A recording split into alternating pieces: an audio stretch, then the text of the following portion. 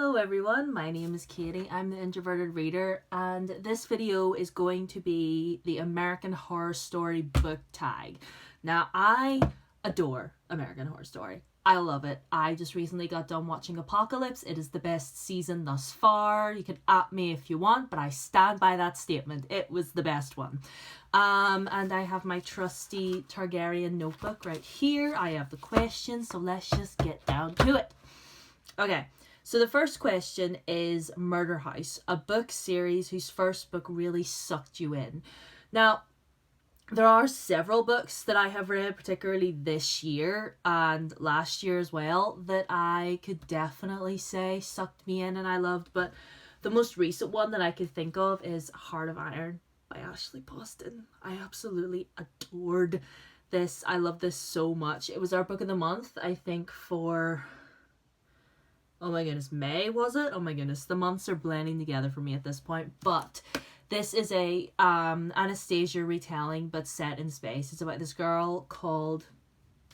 what's her name? Anna? Right, yes. Her name is Anna, and she is basically found on this derelict space pod, and she gets taken in by this band of space pirates. Amazing, I know. And yes, it's basically just her sort of trying to find out who she is and, you know, just like her place in the world. And there's this whole political plot line with like all these different factions and families. It's just wonderful. And there is a couple in here that I will stand forever. Jax and Rob are like right up there with like Alec and Magnus. Like they are like top OTP for me. I love them so much. But yeah, this book totally sucked me in and I adore it so much. Although American Story Murder House... I mean, Murder House was good, don't get me wrong. But like, I wouldn't rewatch it if you catch my drift. The next one is Asylum, a book with aspects of mental health. I picked out a couple for these. The first one is an old favourite, and that is Shatter Me by Tara Moffey, because... if you've read it, our main character Juliet is trapped in this like almost like prison. It's like a mental facility sort of prison, and she is haunted all the time by dreams and hearing voices. She experiences a lot of post-traumatic stress because she has I'm not giving nothing away, but the poor kid goes through a lot. And I would say the same for Frostblood as well by Ellie Blake. I recently read this a month or so ago. And the same with Ruby in this world. She deals with a lot of traumatic things. She deals with nightmares, as does Juliet. And the two of them just a lot of PTSD, a lot of anxiety, a lot of just, and quite a lot of depression as well. Like Juliet especially, because in the story she supposedly has this gift that if she touches someone, she'll basically kill them. And, just like her living with that, it just puts her in this horrible depressive state, and it's really sad, but she gets through it, as does Ruby. I forgot. I nearly got mixed up there which one I was talking about. Right, and by the by, if you haven't seen American Horror Story Asylum, it's so dark, but like, I definitely recommend it. Anyway, next one is Coven, and that is a book with witches slash witchcraft. I was looking through my shelf and I realized I don't have that many books that incorporate witches. Like the closest ones I thought of were Throne of Glass, but I don't own those books anymore. But the nearest one that I thought of was House of Night. Not necessarily this book in particular, but like the whole series has like aspects of like Wiccan, because just a lot of the rites and practices that the vampires do are sort of kind of the same with Wiccan, like with the candles and stuff like that, and the use of like the pentagram and stuff like that. So like, I don't know everything about Wiccan, okay? I don't know anything, but like, the author of the two authors of this series, PC and Kristen Cast, have mentioned that there are aspects of Wiccan in these stories, so I'm sticking with that answer. House of Night, not necessarily just this book, but the whole series really just in general. Freakshow is the next one, and that is a book with a character who's seen as an outcast. For this one I picked again a favourite, and that is Noah Can't Even by Simon James Green. Noah is 100% a social outcast. He only has one friend. He just, like, he is who he is, and he knows that, like, even though he knows that he's an outcast, he's just like, he doesn't change for anyone, and that's what I love about him. But yeah, complete and utter social outcast, and you know, but you know, he just lives his life. You know, that's just who he is. That's all I can say about Noah. And by the by, I've pushed this book enough. If you haven't read this yet, you need to, like, seriously. Next one is Hotel, a book whose setting plays a critical role in the story. Took me a wee minute trying to figure out which one I could use for this particular question, but I chose Strange the Dreamer by Lani Taylor. This could also fit in with a book in a series whose first one sucked me in, because this is gorgeous. But yeah, this is basically about, I mean, at the core of it all, it's about a young man, and he is just trying to find his place in the world. But as well, it's also about this entire city, this entire culture being completely wiped out. And, you know, and the whole city, the people, just the whole land in general plays such a role in this story. Like, it's just beautiful. And the next person to try and call this a romance disguised as fantasy, I will whack you over the head. Because that is not what this is, okay?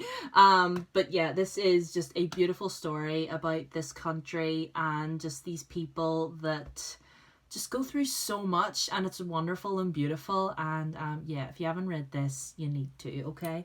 The next one is a book with a unique writing style that you loved. Again, I could talk about Strange the Dreamer, because Lani Taylor's writing is beautiful and whimsical and almost musical. Like, the girl is a poet, okay? She's beautiful and wonderful, and we stan.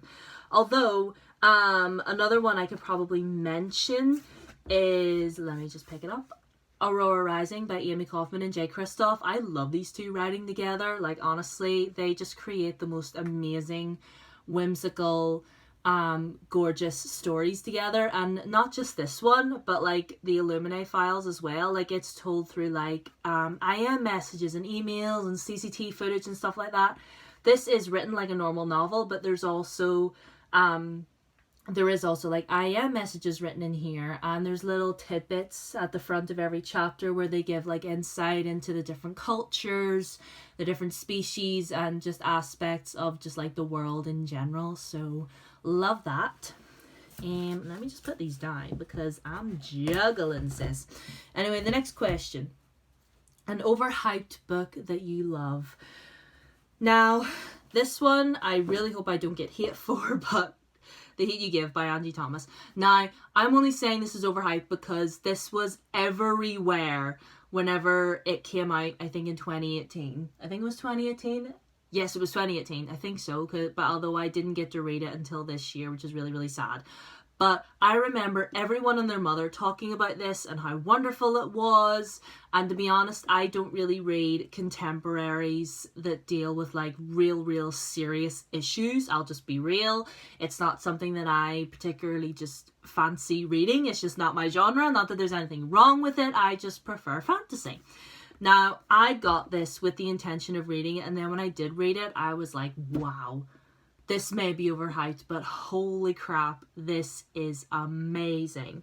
Oh yeah, that was for Cult, by the way, which I haven't watched yet. I haven't watched Roanoke or Hotel yet either, but yeah.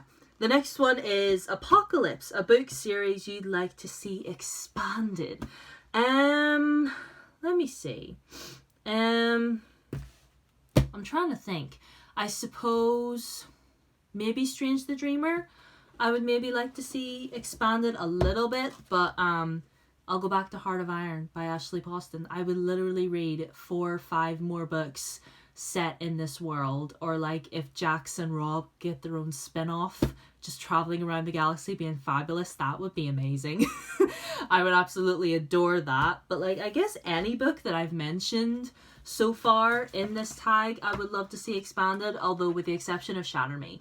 Because obviously Tahara Mafi has, you know, written more books in that world, and the next one is going to be coming out soon, I believe. The last question is for 1984, and that is a thriller you loved. I do not read thrillers, but I guess I'll just tell you about a book that I read that has like a darker setting that I really, really loved, and that was Six of Crows by Leigh Bardugo. Look at this collector's edition, by the way. I have Crooked Kingdom over there, but this is a dark book, okay? I don't think that this should be even put in the young adult section, if I'm perfectly honest, because there's things that go on in this book that are so dark and honestly so intense, but like it's so wonderful that you just can't stop reading it, if you know what I mean. And this could also tie in with characters that are seen as outcasts, because every single one of the characters in this comes from a certain dodgy background, and they've all done things that they're not necessarily proud of, but they are what they are, and that's it. So yeah, this isn't necessarily a thriller, but I sort of changed it around to a dark and intense book that I just really love, and it's really close to my heart, and Kaz Brekker is my small son, and I love him. Yeah.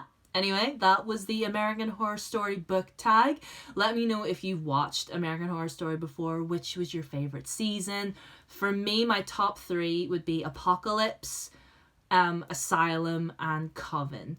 And I will say, if you haven't watched Apocalypse yet, and you haven't watched Coven, or you know you're getting ready to watch Apocalypse, it is an anthology series, but if you're gonna watch Apocalypse, make sure that you've watched Coven first, because things happen and you don't want to be spoiled. You don't want to be spoiled at all, because it's wonderful.